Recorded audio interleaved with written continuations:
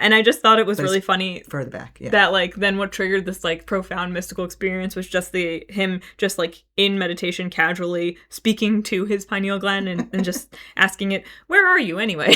But I had to just get good with myself and be like, you know what, this sucks right now, but I'm gonna sit with it and I'm not gonna resist it and I'm just gonna let it be and I'm just going to like ride the wave, you know what I mean?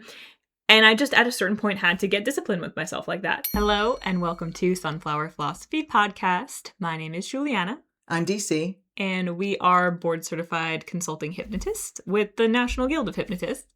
And we, on this podcast, talk about everything from hypnosis to other self-improvement and personal growth techniques to spirituality and philosophy and things like that.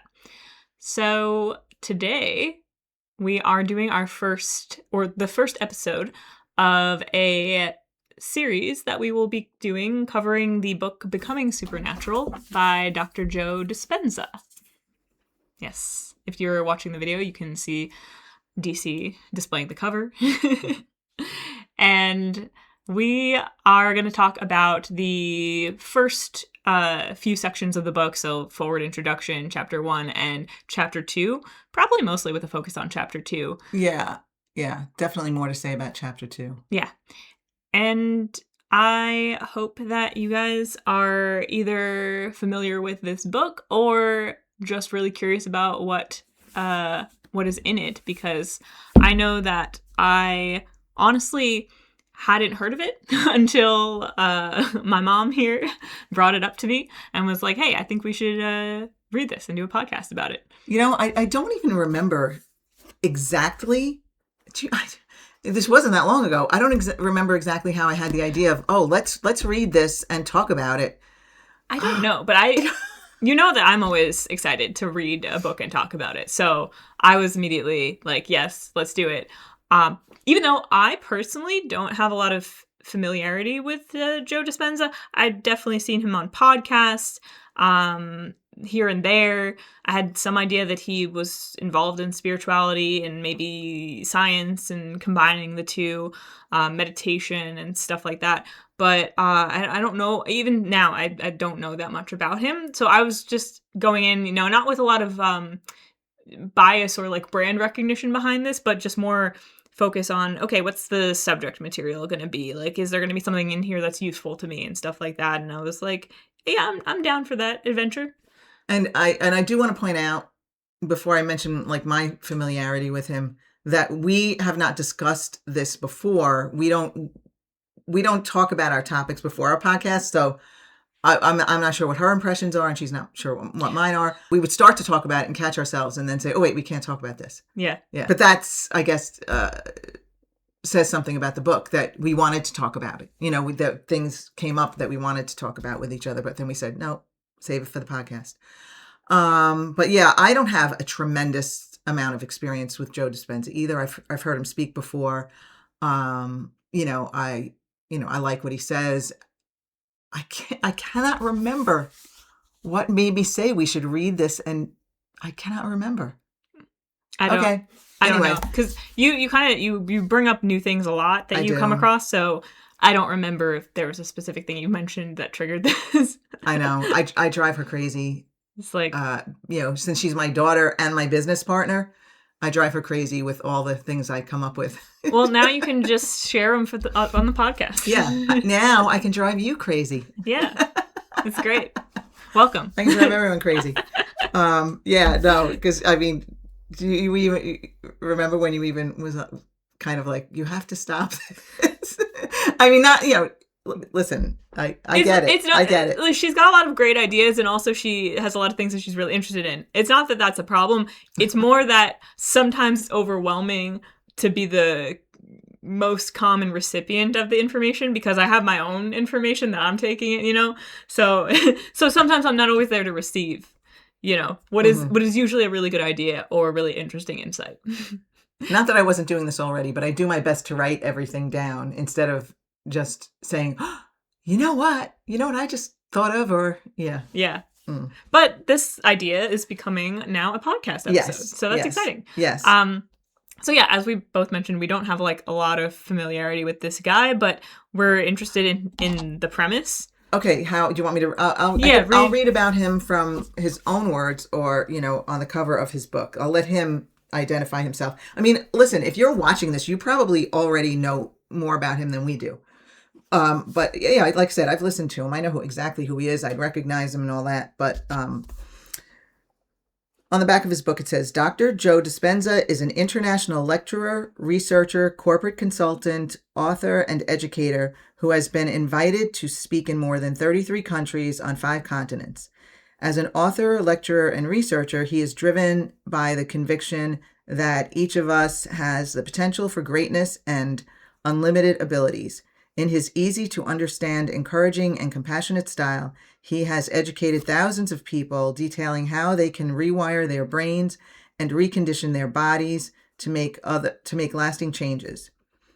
And so he's done online courses, teleclasses, workshops, and he's written multiple books.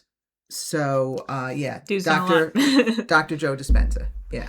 All right. So let's get into then the premise of the book and what we can expect before we get into the first few. Did we even say the title? Becoming Supernatural? I think we did. Did we? Okay. You probably did. The book is called Becoming Supernatural. By Dr. Joe Dispenza. So it really is about, it's really about expanding our perception of what is possible for us as humans, changing our view of reality, stepping into new identities. Yeah.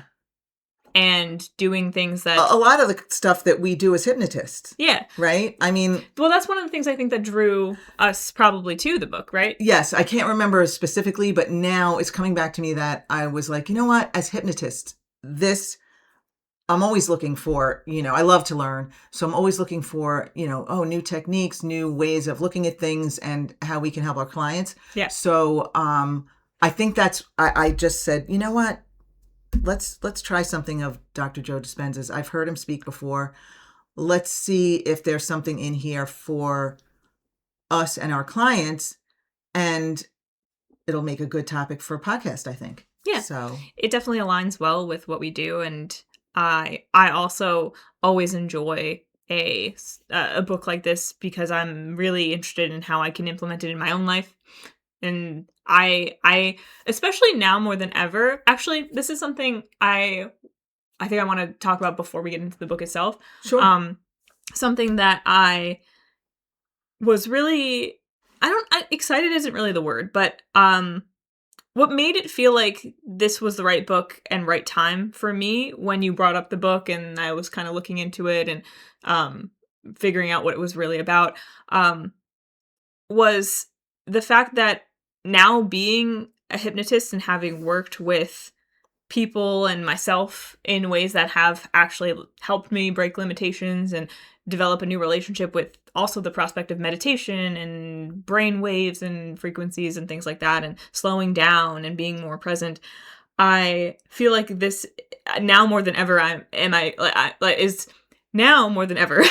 am ready to possibly even tackle some of the actual meditations from this book and be successful with them. I feel like I have that You're level at that of place. Yeah, I'm at the place where I have faith in my ability to actually try this out and give it a real shot and experiment with it and have some fun with it, as opposed to, I feel like in the past, going into some more like spiritual self-help type books, it was interesting to me, and maybe I took a few nuggets out of it. Maybe there were some things that did sink in for me, but I never really had the, conviction to actually practice it, try it for real, let it change my life. You know what I mean? I do, because I think I have been thinking similarly. In other words, like, there was a period of time when I meditated regularly, and it ended up being one of the catalysts to some major experiences and major changes in my life.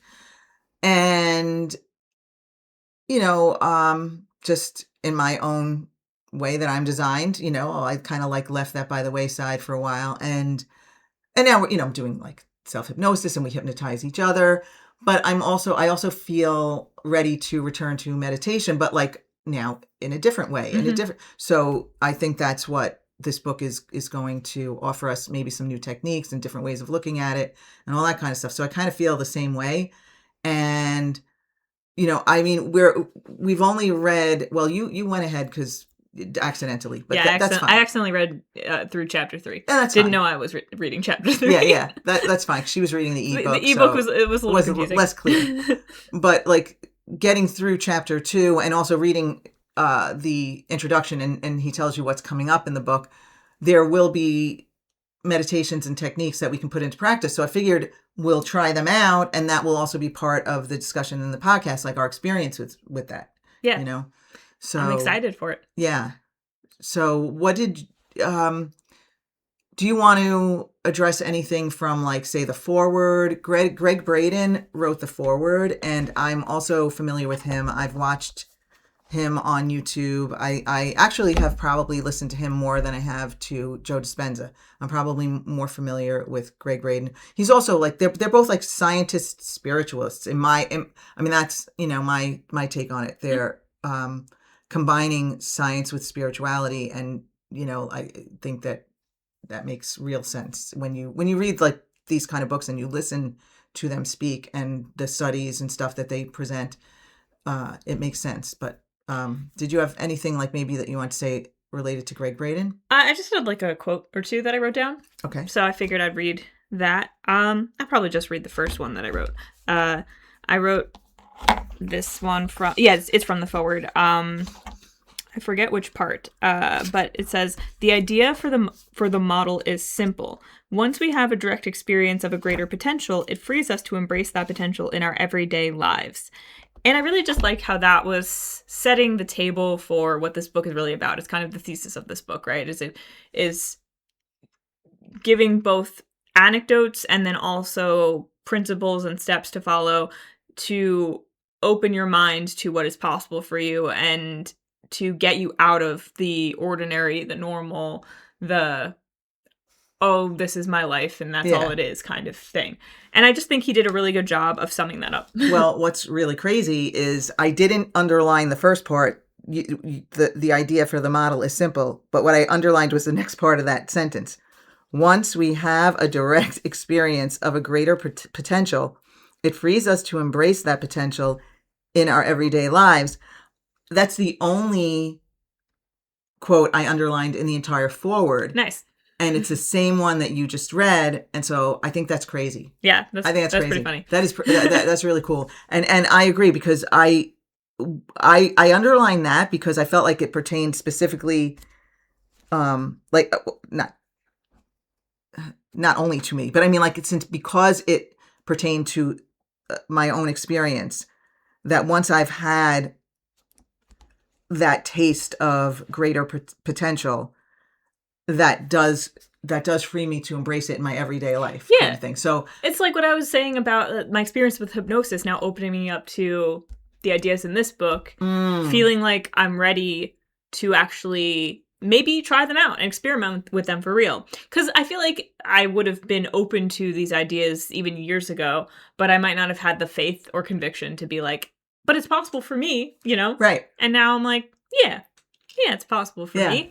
I'll try it out. I'll give it a shot. And so that's why, we haven't gotten so much into the experiential stuff yet in the book as up to where we're at, but I can't wait to get there. Yeah. And I also I think that quote resonated with me because I think I used to be, a long time ago. I mean, I've opened up. It's been going on for years now, this all this opening up. But I mean, I used to be very like closed-minded, I think, when it came to supernatural things and things that that couldn't happen. I can't believe that kind of thing. Yeah. Why? And it's not like I was actively closed off to it. I just didn't regard it. I just didn't pay attention. I didn't pay attention to it. Yeah. Because it just didn't resonate with me. But now, after having my own experiences, it makes it like, oh, I could live like this every day. Yeah. So we can go through the introduction. I mean, there's not that much to say, I don't think. Yeah, I don't think I had. I did underline stuff in the introduction, but I think it comes up again later. So I'm not going to. I think the most interesting part is just like what Joe Dispenza says about how he's met resistance from people who are skeptical of his works, and how that used to be, he used to be more about trying to prove himself to them, or prove these things to the people who were resistant and skeptical. And then he eventually flipped his thinking on it because he realized that it wasn't those people who were important as much as the people who were receptive, whose lives could actually be changed by the information. But when he was seeing people having profound improvements in their lives and realizing it's more important to me that these people are helped than that people who don't believe in this believe it. But now, like, I think we can relate to that as hypnotists, right? Because there are a lot of people who are very skeptical of hypnosis. Yeah. And there are the curious people. Oh, does that really work? And then there are the skeptics. Does that really work? Or oh, you could try and hypnotize me, that kind of stuff. And so we've had to deal with that as hypnotists. But like, I feel like anyone who's like actually tuning into this podcast is actually open-minded to all of this kind of stuff. Otherwise, they probably wouldn't have even wouldn't be here. Wouldn't be here. But also, if people who are unsure or skeptical but are curious are here, I mean, oh yeah, that's great. And also, there's nothing wrong with being skeptical. Oh, absolutely not. You have to be, oh my God, you have to be skeptical. You have to be discerning. You have to be discerning. That is important. And, it is something that, as much as it can be frustrating to be met with, like, sheer closed-mindedness from people, one thing I do respect is people who want to have their own experiences, want to use their own senses and intuition to figure out if something's for them, if something resonates for them. That's totally fine. You don't have to buy everything that someone says, you know what I mean? Right. And you shouldn't, I would argue. But it is a relatable experience, I feel, because even though we're on a smaller scale than I think Joe Dispenza is at this point. Yeah, I think so. There was that feeling, I think, in even choosing to do this as a career path, where we had to make the decision what's more important to us, how we're perceived by people who might not understand at face value what we're doing, or the real good that we believe we can do with our work and the what we believe is possible. Right. So right. That is a choice that's relatable, I think, on absolutely on the level that we're at. Yeah. So what did you think of chapter 1? I mean, all right, I'll just quick say, in chapter 1, Joe Dispenza shares an experience that one of his students had and how she healed herself. And then he shares 2 mystical experiences that he had. And while I found it very interesting, it's not like the heart of it or the meat of it. Yes. Like it's not getting into it, but still very valuable. Yeah. So. And I thought it was interesting. I mean, I've definitely heard stories like this before from various different places, so it's not like anything I've never heard before. But at the same time, I do appreciate, I like an anecdote. I like specifics. I like when people get into how something applied in someone's real life. And so I do appreciate that. And I will say briefly, without going into a whole tangent about it, that the whole concept of Anna, the woman whose story he tells in this chapter, and her experience with experiencing, in her case, she experiences like an acute traumatic event that then leads her life to spiral in such a way that she develops severe mental and physical health issues and chronic conditions, and eventually a cancer diagnosis and things like that. And it gets very severe.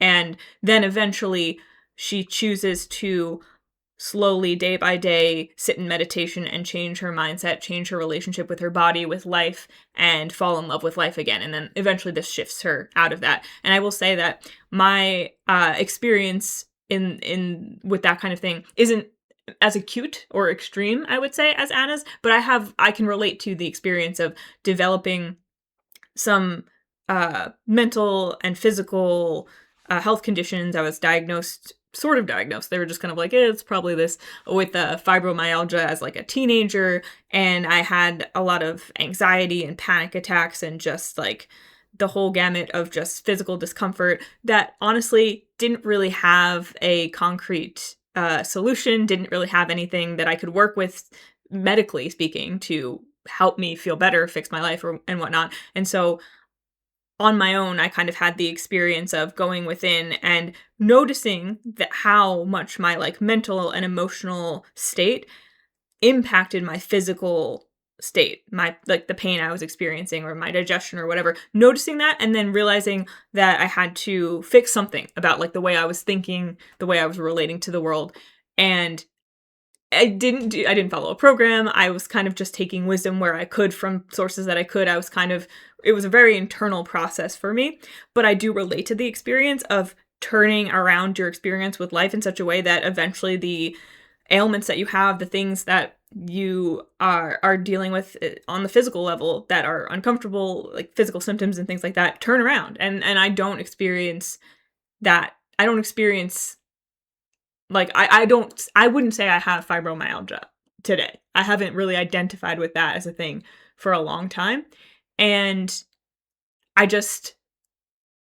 want to put that out there also because I feel like even though it's like not even a story that I relate to in my life anymore that much because I feels don't, like it was somebody it feels else. like it was somebody else in some ways. I want to put that out there because I want people to know that like this might be a smaller scale than what's described in the book, or it's just feel a little bit less dramatic of a shift from what Anna went through. If you read it, you'll understand.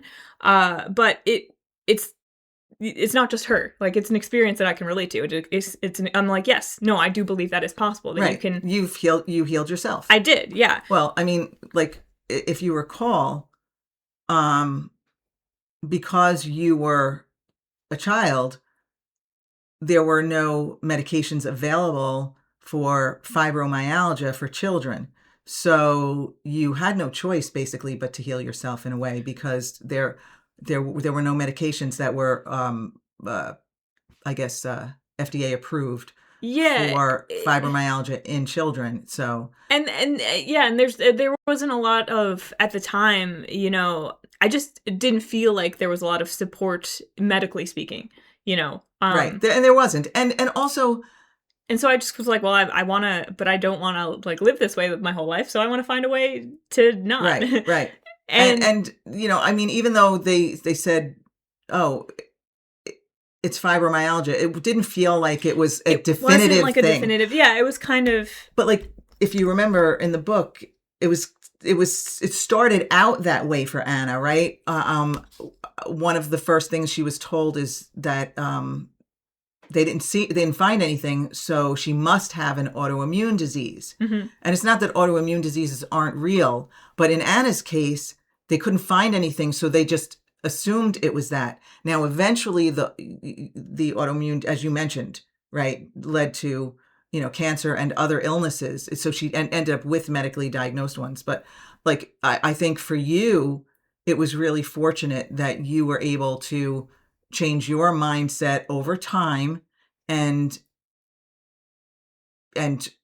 just turn it around. I mean, like do a 180 basically. Especially because in my case, I wasn't dealing with something that was such an acute medical diagnosis that it had a clear treatment option. But Anna wasn't at first either. Yeah. So that's why I appreciate in my case that was it's like the situation you caught yourself much earlier than Anna did. Yeah. I would say, right? I mean, based on the story that we're seeing, but yeah, I don't really want to compare, you know? Oh, no, I'm not. I'm comparing in the sense that you said yours wasn't as severe as Anna's, but, I mean, if I hadn't shifted. I don't know, yeah. I mean, yeah, and like everything, it's so hard to say. You know what, another thing, though, you said something earlier that I wanted to jump in on. Like you said about not identifying with it. And that's the thing. Like, we all identify with things, I think, that we necessarily shouldn't identify with in the sense that it isn't who we are, but we think it's who we are. We've been conditioned to think it's who we are, right? And you said you no longer identify with it. And I think in your case, probably what happened was that you never developed such a deep identification with fibromyalgia that you were able to turn it around before it became part of your identity, which I think is really, really important. Yeah, and I just want to say, this is just also me talking about my personal experience, but not giving out any medical advice. And, oh my God, no.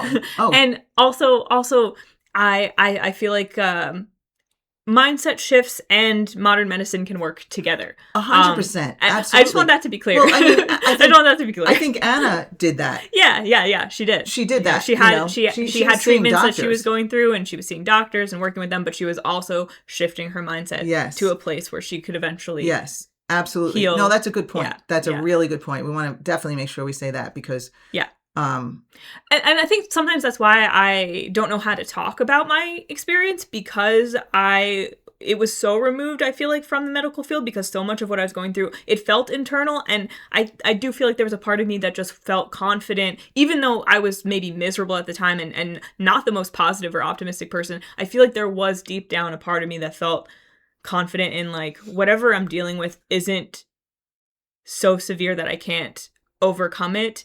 And and having it not be so defined as any kind of like life-threatening illness. Like, I just felt like I could do it myself, you know what I mean? And so I just want that to be clear.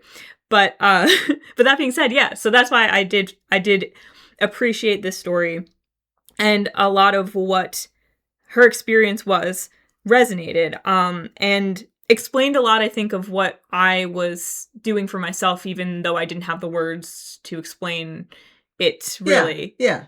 I mean, you were very young. Yeah. Now, as far as Joe Dispenza's, he talked about two spiritual, mystical, I guess you'd say, experiences that he had. I didn't particularly like underline or write down anything related to those. I thought they were really interesting. Yeah, they were. I just like underlined a couple things. One of them was in the first experience he had, he's like sitting in meditation and he's talking to his pineal gland, like in the brain, and it's something that I think a lot of people associate with the third eye and like opening or whatever, but he was just talking to it, contemplating it. Yeah, and I think it's actually located, even though it's associated here, I think the physical location is back further. Yeah. You know, like I think you're right. Like here, it's like down. Yeah. Yeah. It's down in too. It's not on the top. And I just thought it was really funny further back. Yeah. That like then what triggered this like profound mystical experience was just him just like in meditation casually speaking to his pineal gland and just asking it, "Where are you anyway?"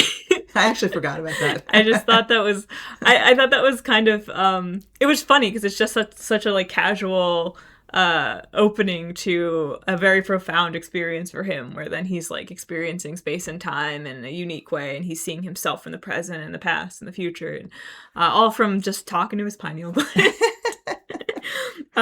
Shift here. And then the other experience I thought was really interesting, as well as his experience with a past life of his, going into a past life and understanding where a certain experience he was having in his present life was coming from, in terms of having his work, I forget exactly if it was being ridiculed or people were just like, he was getting backlash or something like that. And it was affecting him deeply. And then going into a past life and seeing a time where he was like an ancient philosopher or something, or educator. He was sharing empowering ideas with people. And the people in power didn't like that, because people in power want to keep their power, and you know, power in this context is hierarchical, not self-empowerment. It kind of impedes that. So he was like imprisoned and tortured, and I don't know if he was killed or if he was tortured into silence. I forget. You know, I actually forget too. Because like I said, even though I found them interesting, I didn't like underline anything or say, "Oh, I want to talk about this." You know, if you're going to read the book, I think definitely read them. But But the one thing I did underline from that is this conclusion he comes to as a result of experiencing this past life and relating it to his current life. And he says, I knew the young philosopher still lived in the eternal present, still lived in the same eternal present moment as a myriad of possible me's, and that I could change my future and his by never again being afraid to live for the truth instead of dying for it. And I really appreciated this, how he illustrates this idea of the eternal present moment, meaning that his past life is actually happening at the same time as his present life. Yeah. That all versions of you in your present life that happened in the past as well are happening at the same time as your present life. And so when you make a decision in the present moment that is different than maybe the one that was made in the past, then it retroactively changes the outcome for all versions of you. Right. And I really like that. Yeah. Because changes the timelines, I guess you'd it say. takes you out of this linear way of thinking of, oh, well, this thing happened in my past, so it's always going to affect me and I'm always going to be this way and then this is just how it is. And it takes you into this moment of, no, every moment you are changing your past, present, and future by the choices that you make. Every moment you have the ability to become someone new, something new. You can react in one way to something that happened yesterday and then have a similar thing happen today and react in a new way and change that whole scenario. Yes, I would agree with that. Yeah. And so I really liked that. I thought that was pretty cool. But that's all I have to say on that. There wasn't a lot. I mean, I think it brings us to chapter 2 then, which is called The Present Moment. I mean, it's interesting. In a way, I might have a lot to say about this and underlined a lot, but there was also a lot of repetition in a good way. I don't like, it's not in a good way, like reinforcing what he's talking about and what he's explaining. And so I might have even had a tendency to underline, multiple things that were redundant in a way. Yeah. But I wrote down a bunch of quotes. But I don't know if I'll read them all. Oh, I won't read all of them. I won't read all of them either. I wrote down so many. I underlined so many. But the overall gist of the chapter is it's about transcending identity and entering the world of possibility that is the timeless present moment. And so therefore being able to change even like things as deep as your genes and the expression of your genes and everything in your body, you know, turning certain genes on and off with your emotional energy, because that's also a lot of the examples he gives in the book, I think, are health related, but he does say, this isn't only about changing your health. Right. But one of the things he does talk a lot about is like your genes and the impact that your emotions have on them and how genetics isn't set in stone, but it's something that can be turned on and off. And that just reminded me of an expression that Nanny, my grandmother, your great grandmother, used to always say, health is wealth. And when I was a kid, I would just be like, what does that even mean? I don't know. Okay. Yeah, but it's health not. Is wealth. No, but it's not, Nan, is what I'm thinking in my head. And oh, what does that mean? And I would roll my eyes because she would say it all the time. And I mean, I loved her and we were so close. But health is wealth. To a kid, that what? Yeah. So a healthy kid is going to be like, I don't even know what you're talking about. I just am. Yeah. So, but now I realize that it really is the start of everything. So I think that this whole book, Becoming Supernatural, being that, even though it's related to more than just health, that the focus being on health really is a great place for most people to start. Mm-hmm. Because, if you're healthy in your mind and your body, then how much easier is it to just easily create the experience, the life that you want, right? Yeah. If you're starting from a place where you really don't have to think about your health. I think that's true, because it could take a lot of time and energy and mental and emotional energy. Yes. Focusing on that. Right. And when I was a kid, I just took it for granted. So I didn't know what Nanny was talking about. Yeah. But now, after life experience and all that kind of stuff, I know what she meant. And I realize how wise her words were. Yeah. Yeah. So, I mean, honestly, I having my own experiences, I tend to agree with that. Yeah, right. And I took everything for granted for a long time. And I feel like that's a lot of people. I do remember having a lot of, and even still sometimes, bitterness towards the idea that, oh, aging is the worst and you get older and you get sicker and everything gets worse and your health gets worse and everything. Because I was like, well, if I'm 17 and I feel this way, Right. where the hell am I headed? Yeah, you right. know? Like, right. Oh God, yeah, right. And hating when people would paint that picture for me. And now I understand that there's like a whole narrative around aging and what it means, and I'm even before all of that, in a general sense, I remember as a child always being frustrated with the idea, just like intuitively frustrated with the idea of, oh, that's just the way things are, when people would say things like that. Yeah. Because I always saw it as a choice. I'm like, no, that's just the way things are what you choose. If you want things to be different, you've got to choose a different R. Yes, I would not say that I always thought that way. You know what I mean? When I was younger, first of all, like, going back to one quick thing, I think if you're so healthy, you can take it for granted, but like appreciate it at the same time. Mm-hmm. I think that's a really good place to be from, because if you don't have to think about your health, then you're not going to think yourself into, unhealthiness per se. But getting back to, oh, now I lost it. Not the first time. It'll come back. Oh, like the whole, like, I mean, we've been brainwashed in so many myriad of ways. It's not even funny. And we'll definitely be talking about these kinds of things on the podcast. But one of the things we've been brainwashed to think is that aging equals failing health. Like, and that's not necessarily true. Yeah. We know that for a fact because we've all, seen those people who are, 105 and still, jogging and whatever they're doing. You know what I mean? Like, so it's not, but when you think it's a foregone conclusion, then you create that for yourself. Yeah. And there is another perspective I do want to also bring in here, because I am conscious of the different ways and contexts in which people could come to this podcast. And I do also want to make clear that you can also like live life with certain disabilities or even illnesses and live a very fulfilling life. Yeah. And there's a certain level of, I think, care that I want to have talking about, especially when talking about health, because I also don't want it to sound like, oh, well, if you're struggling with a illness or an injury, it's your fault and you did this to yourself. It's not.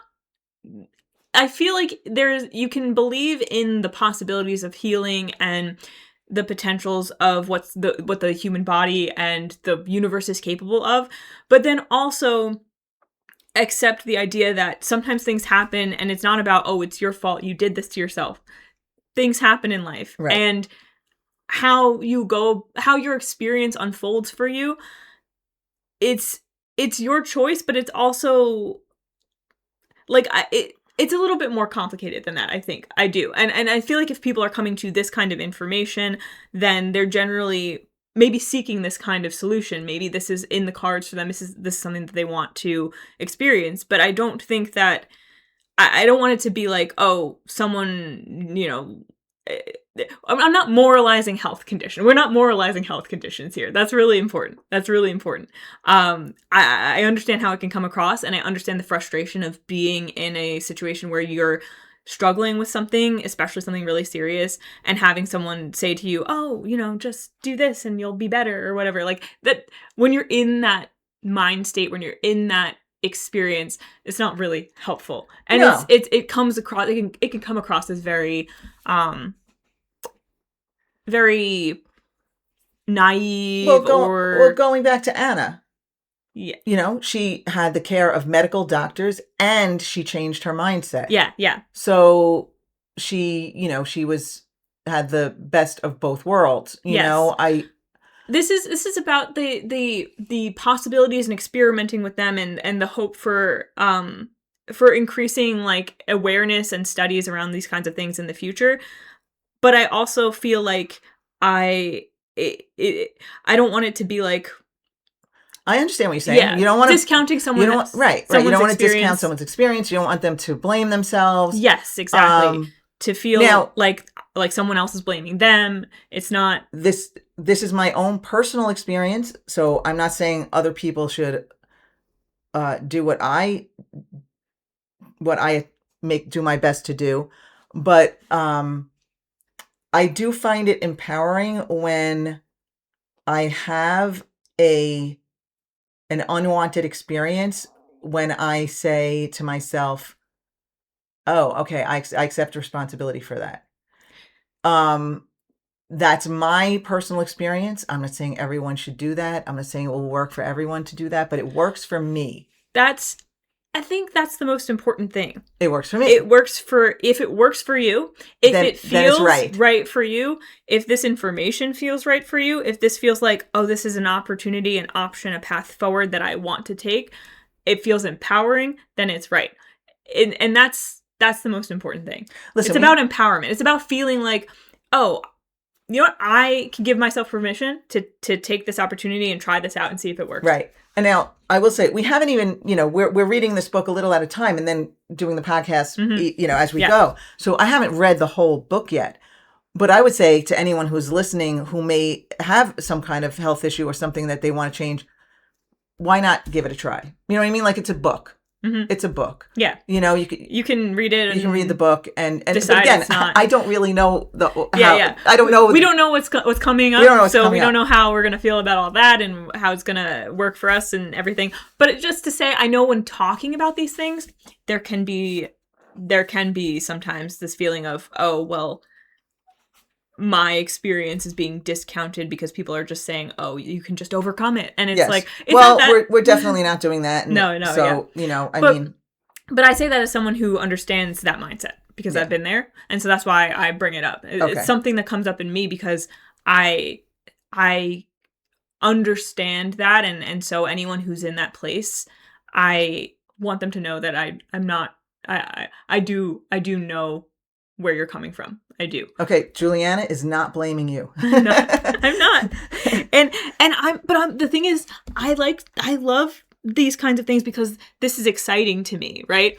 I think you feel empowered. Because I feel empowered, right? Because I feel empowered and excited, and I believe in the possibility, and that's why I read this and I say, oh, that's awesome, as opposed to, but it's not that easy and blah, blah. But I've gone on a journey with myself to get to a place where I feel like that is true. Right. I mean, I have a feeling that, most people who are watching this probably are, open to it. So they're. But it's also useful to understand why sometimes people have a resistance. Oh, listen, we all resist things, I mean, listen, the chapter's called The Present Moment. I mean, how often are we resisting the present moment? How often are we living in the past? Are we living in the future?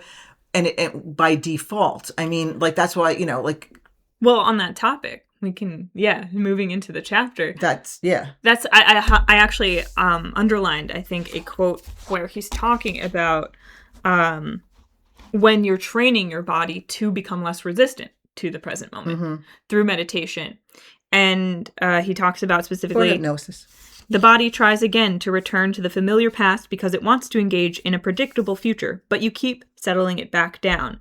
So, that's during meditation. I remember that. He's instructing, he's saying, when you're sitting in these meditations, bringing your body into the present moment, it's going to resist because it's used to functioning on the level of, okay, I do this and then I do this and then I do this and this is what keeps me safe and this is, like linear, repetitive actions, your habitual everyday life. I wake up, I do this, I do that, I do that, I do that, I do that, I do that. And so thereby always knowing what the future holds. Right.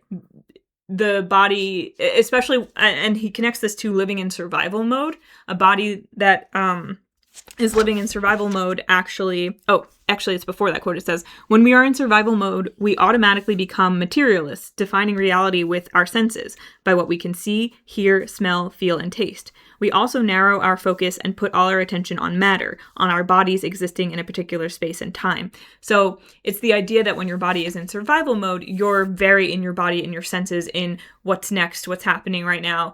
but you're not in the present moment because the present moment exists outside of, the next moment and the next moment and this thing and that thing and that thing, And I feel like he goes back to that a lot. Yes. Like when he's talking about this, the whole like survival mode thing. I mean, all right. So the one thing that I always talk about that is when I say like the zebra, right? When the zebra is drinking at the oasis, I don't even know if I have drinking water. Drinking at the watering hole. Watering hole. That's what I wanted to say. When the zebra's drinking at the watering hole, and a lion comes up, and the zebra gets scared, runs away, and then when the danger is gone, the zebra lets it go and goes back to drinking the water. The zebra doesn't walk around all day saying, "Oh my God, what if that lion comes back? Oh my God, it was a narrow escape. Oh no, what if he comes? Where is he now?" What? No, the danger has left, and the zebra lets it go. And I underlined lots of things, but I can't find the place where. Oh, there it is. I wrote like a zebra, because he said back in the days of early humans, of course, this response, the fight or flight.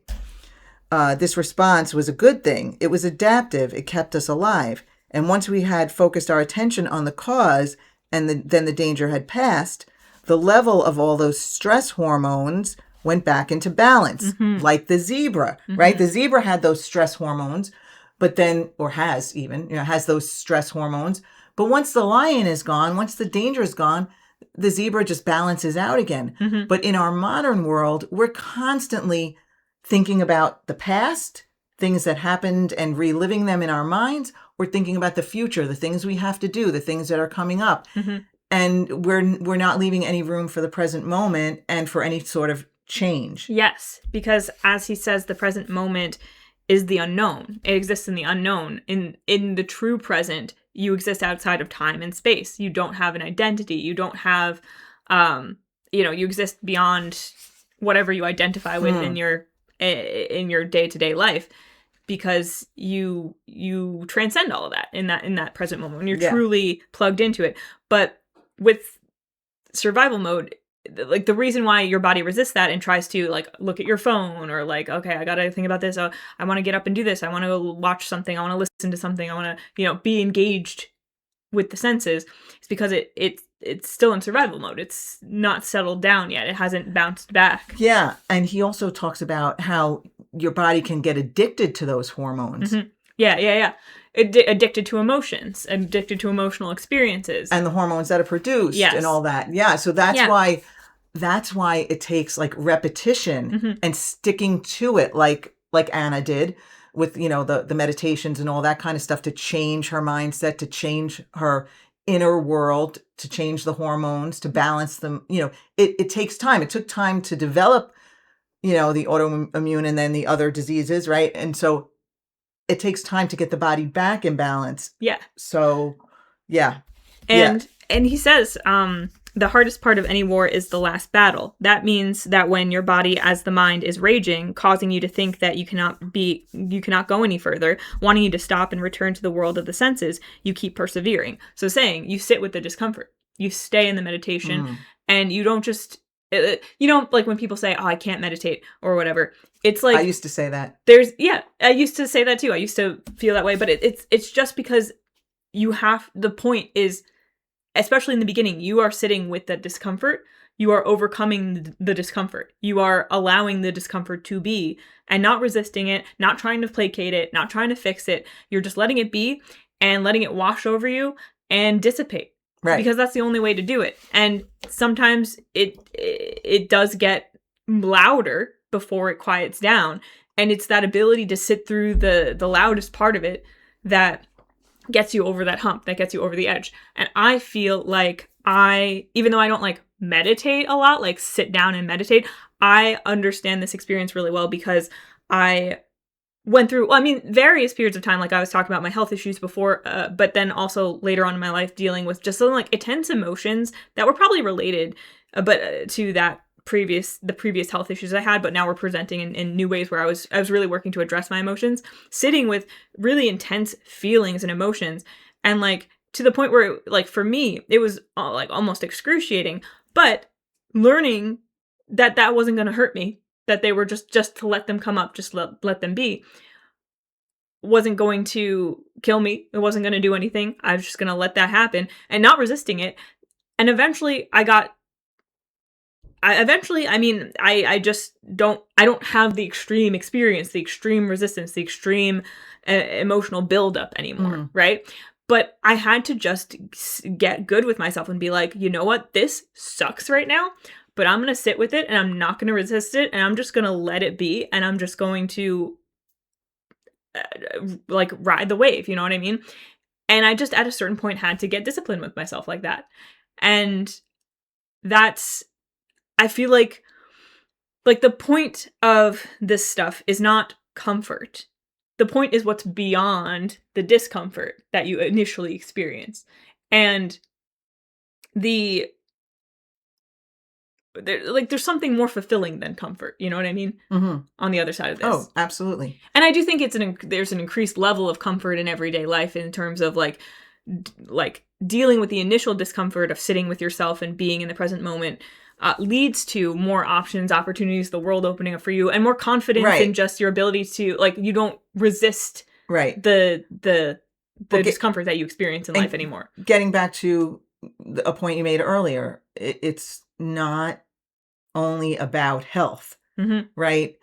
Engaging in things such as meditation and even hypnosis and other and using other tools and all those sorts of things, things that help you get present, things that help you decondition and recondition and change your programming.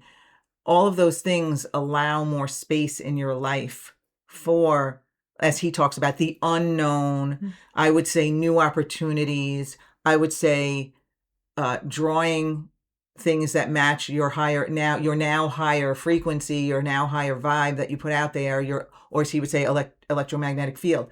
The things that match that now that you're functioning on a higher level, a higher vibe, higher frequency.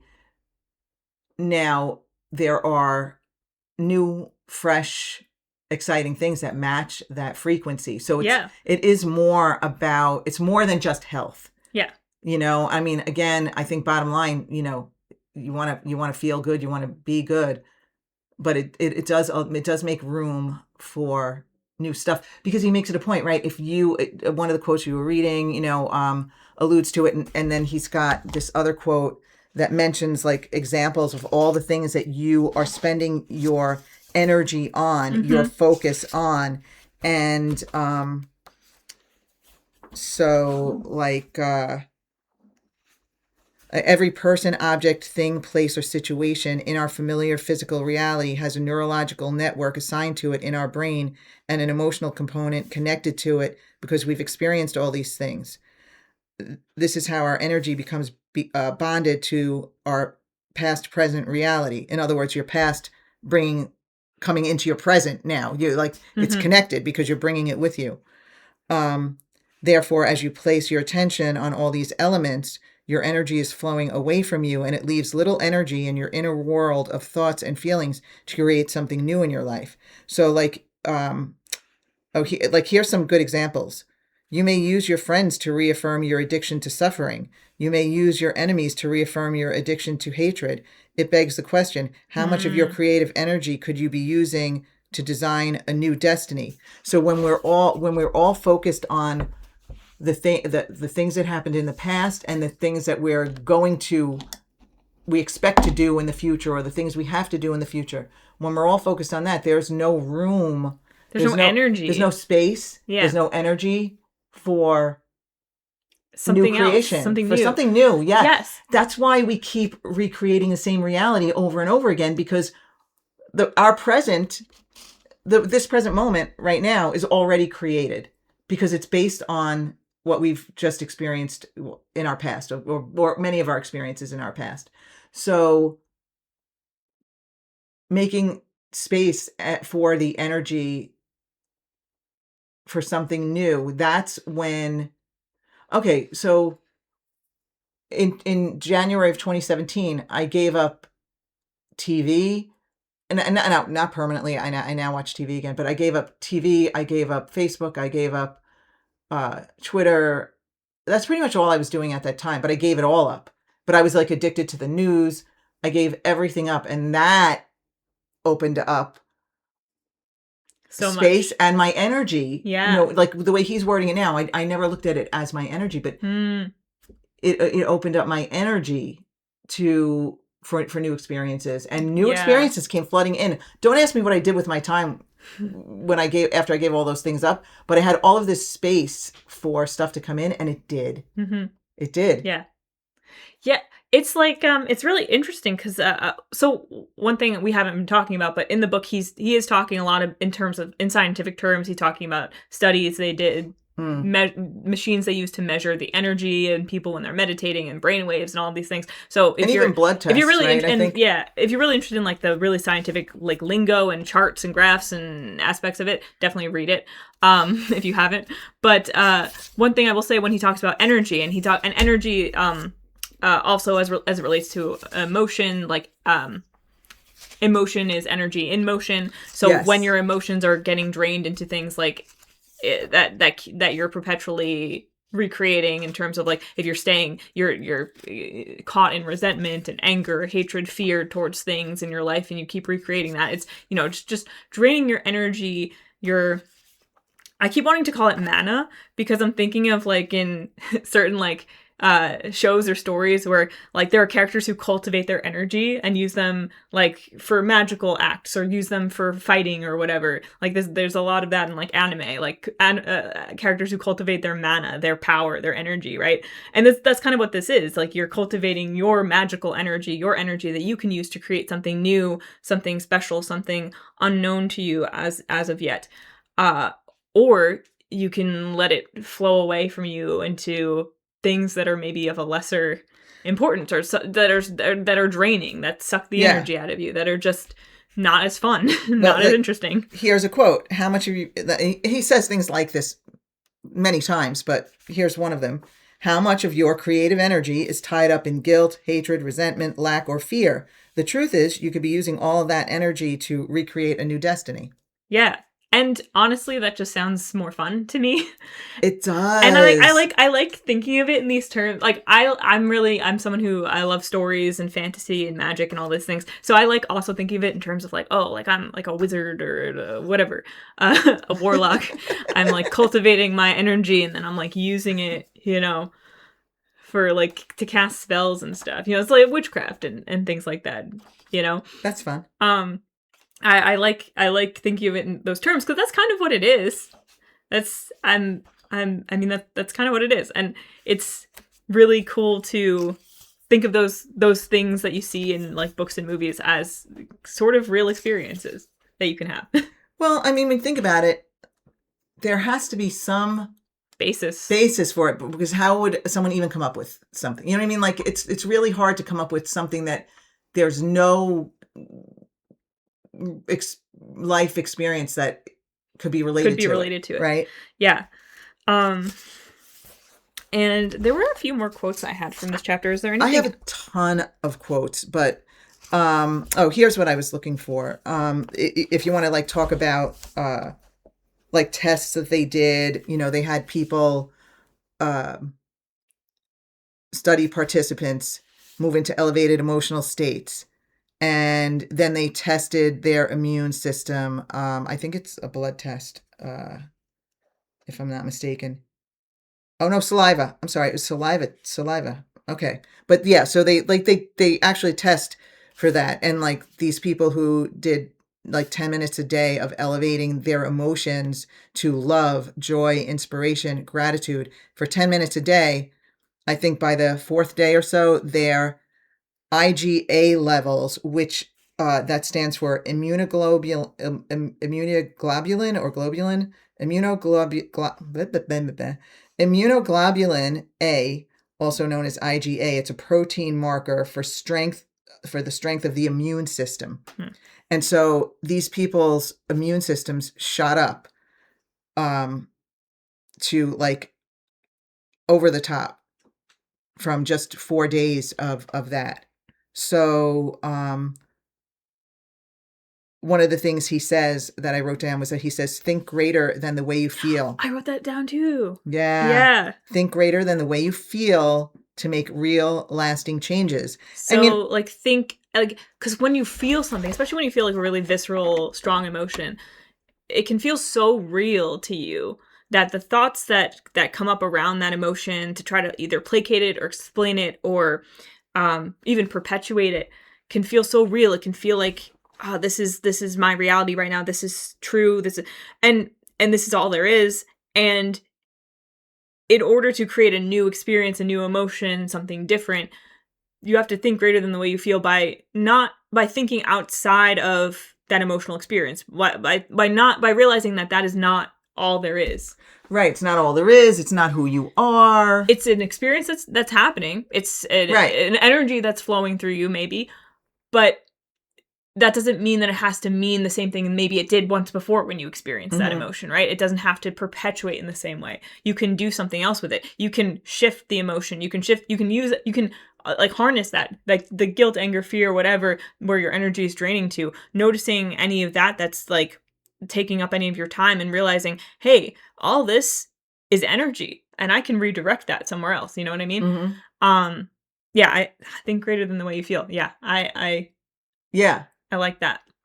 And, when it comes down to it, emotions are very powerful, Well, I feel like we will talk more about that because I don't remember, I think he does get into this more in chapter 3, but I think already alludes to it earlier on in the chapters that the emotional part of the experience in manifesting or creating something new is important and like amplifying your emotions in the process of meditating.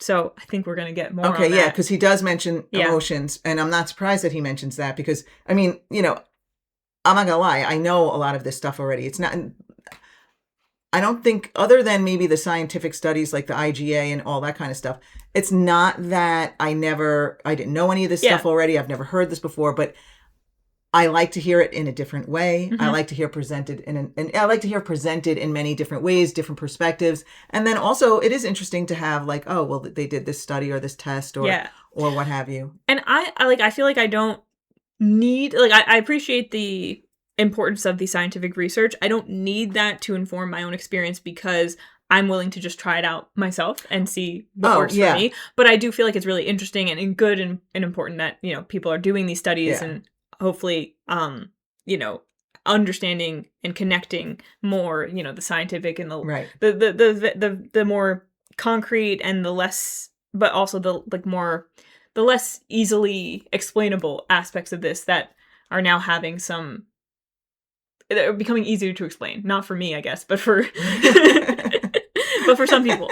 But I one thing I wanted to say is like when he's talking about energy and emotion and everything like that, I think it's also easy for me to receive because, and I do feel like a lot of people, we all sense energy, we all feel things, we just might not always think of it and experience it in the same exact way. But for me, I've always been a very like sensing, feeling person. I feel energy, and that's just a normal part of my life, and I'm aware of it, very aware of it. For anyone who knows human design out there, feeling is her super sense. So like superpower. That's why the idea of like emotions being energy and also being able to redirect energy and store up more energy, like it makes sense to me because I feel like I feel that experience. Like I'm like, yeah, that makes sense because I can feel when energy shifts in me. Cognition, I can feel. So I'm just like, it's just very intuitive, and I'm just like, yeah, of course, yeah. I don't need someone to like necessarily do a study on it to make it make sense to my brain because like that's just my experience. I feel it, I know that. I'm like, yes, of course. And so that's why all of this it's just kind of very easy for me to accept that this is possible, and like the actual scientific like proof of it isn't as necessary because again, like I'm open to it's just meditation. I'll do it myself and find out. Like for me, I've already reaped the benefits of meditation and other things, other tools, and of course, hypnosis. So for me, it's kind of interesting to see some science that backs up my experience. I already know that, I don't even want to start listing all the things, but like so far everything I've read is this is nothing new to me. I already believe it and I already know it. But it's still interesting again to read someone else's take on it and so all that. just the way sometimes like he phrases certain things. I'm Exactly. like, oh, I've It's never just seen someone different. put it that way. Exactly. Yeah. I love that. And also he does start touching on how to go about meditating. In this chapter, he touches on it. He doesn't go into tremendous detail, but he kind of does, but I think there's more to come based on reading the introduction. We know that there's more to come. I know you went ahead. Spoiler alert. Chapter 3. Chapter 3. Ow. I just popped my hip joint. Chapter 3. We get a meditation at the end of it. Good. So, okay, so we will experiment with that before the next podcast, right? Or I guess before the next podcast we'll experiment with it. Yeah. So we'll talk about chapter 3 and there might be, now I don't know how we're going to release these, so there could be another episode in between this episode and the next time we talk about the book, because we're going to be doing... That's true, yes. Just regular podcast episodes, we're talking about other topics, and then we're going to be doing the book episodes. Yes. So in case, anyone gets a little confused by that, we'll label the ones that are about this book accordingly. But yeah, we're going to get into some more interactive stuff soon, so I'm excited. Yeah, me too. I am. I'm excited to put some stuff into action. There is one final quote I had from this chapter. Oh God, I have so many. If I ever all the notes I wrote. This is like one of the last ones in the chapter. So if you have anything you want to add before that, I don't think so. We'd be here for another 2 hours if I started talking about. We probably should start wrapping it up. Because there's going to be, I'm sure a lot of the stuff is also going to get like reiterated in future chapters. I really feel strongly that it will. Yes. But go ahead. Okay, so the one quote I wanted to read to kind of close out the chapter with is, "Now I'm in the sweet spot of the generous present moment and I have available energy to create." But really the part of that I really like is because he's just describing the experience of what you experience after you get to that really present moment. But I like the way that he says this multiple times too. He phrases this, the generous present moment. The present moment as being generous because it is open to all possibilities as opposed to closed into one specific identity, one specific possibility set. The present moment is generous because it has infinite potential to give you. And I really love that. I also love that because I did I think one of because on the tarot channel that I have, I post like little short readings 3 times a week, and then I do pick a cards like every few weeks or so. But I think the short that I had recorded that morning was about generosity. Oh, yeah. And being generous. And I remember that. The way I explained it, I feel like was almost like a precursor to me for then reading this and being like, oh, because I could feel like, because I had talked about the spirit of generosity and leaning into that, and how that was the message of the day, was leaning into the spirit of generosity. And the way that it came through for me, the concrete examples were being generous of spirit with like yourself and others, seeing the best in yourself and others, choosing to give of what you feel you have the most of, right? Focusing on where you're abundant and where you have something to give, because that opens you up to possibilities. But I had this feeling of like there's something like more there, or there's something like an interpretation just above that. Like there's a way in which generosity, like there was something else there. You felt it was like higher. It was more elevated. Yeah. It was. And then I read this and I was like, the generous present moment. I was like, moment. like I feel like that's what you were reaching for. Yeah, I was reaching for this idea of like generosity, not just as like something that you can be and express, but like something that is. Something that is. And it did link back in again with the idea of opening yourself up to possibilities by embodying the spirit of generosity. But it's like almost like you're embodying the spirit of generosity because that's what the present moment is. So then that's aligning you with the present moment. Yeah. I mean, I think. So I was like, that's cool. I think you're kind of saying like, with the whole thing about him talking about having the energy, it's kind of like, and it's kind of like having that energy to put into the present moment so that the present moment can be its generous self in a way. Yeah. Like there's so much possibility. And perhaps there's something in like aligning with like the energy of generosity, the spirit, what that really feels like in your body, that helps you align with the present moment, because the present moment is also generous. Mm-hmm. Because what generosity implies is this openness, this availability, this expansiveness, right? And so I was like, oh, the connections are connecting. It was exciting.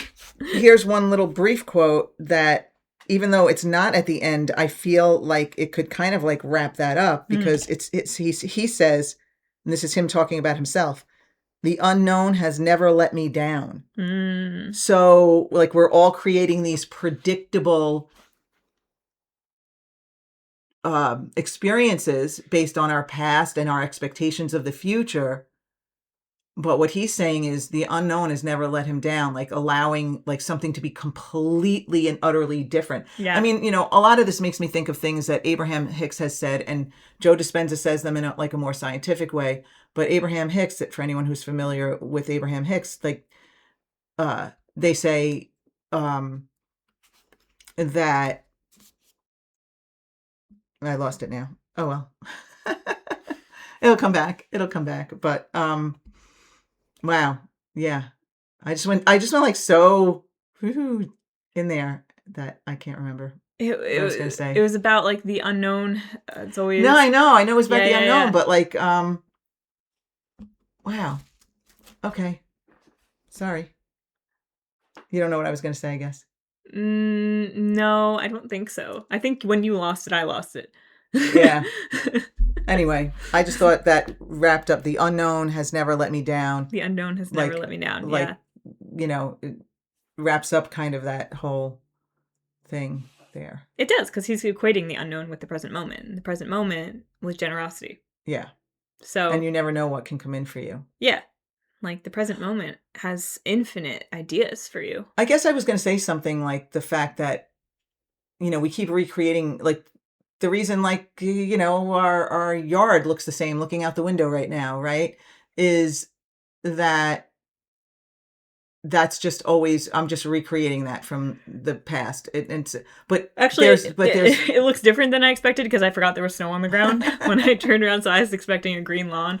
It's white. But I think that that it could be completely different. Like, I think that there's so much more to this whole thing than we can even fathom, and that like this book is like just scratching the surface. Yeah.